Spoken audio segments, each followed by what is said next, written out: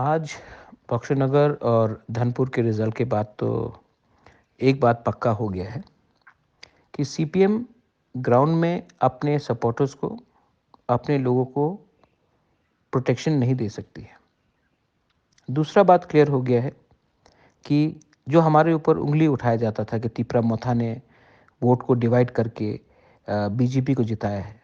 इस बार तो हमने कैंडिडेट नहीं दिया था, तब भी रिज़ल्ट क्या हुआ? जो लोग कांच के घर में रहते हैं, उनको दूसरे के ऊपर पत्थर नहीं फेंकना चाहिए। ये अहंकार से ना हमसे सलाह करके, ना किसी से बात करके उन्होंने अपना कैंडिडेट दिया। आज रिजल्ट सबके सामने है। Tipra Motha is fighting for a survival and existence, is fighting for a constitutional solution, is fighting for Tipra land. हमने आज तक किसी को मुफ्त में तोहफा नहीं दिया, बीजेपी हो या सीपीएम हो या कांग्रेस हो। आप पूरा इंडिया में देख लीजिए, हिंदुस्तान में देख लीजिए, भारत में देख लीजिए क्या हो रहा है।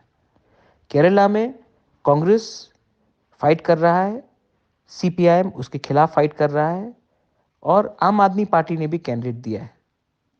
बीजेपी तो फाइट कर रहा है, लेकिन कांग्रेस के खिलाफ सीपीआईएम और आम आदमी पार्टी फाइट कर रहा है। पश्चिम बंगाल में तृणमूल फाइट कर रहा है, बीजेपी फाइट कर रहा है और सीपीआईएम ने भी कैंडिडेट दे दिया। ये सब अपने आप को इंडिया अलायंस बोलते हैं।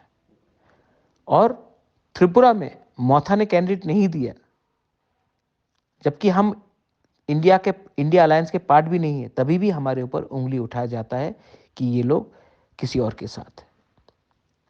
क्योंकि मैं एक बात आप सबको बोलना चाहता हूं, मेरे dear warriors, Tipra Motha is going to fight for the survival and existence of a Tiprasa community. हम उन्हीं के साथ हैं जो हमारे साथ रहेंगे। हम किसी को मुफ्त में अपना सपोर्ट नहीं देंगे। जय तिपरासा, तिपरा मोथा आइक लोकथोंग, तिपरासा आइक लोकथोंग, तिपरासा दोफा आइक लोकथोंग। This is Bubagra speaking to all of you all.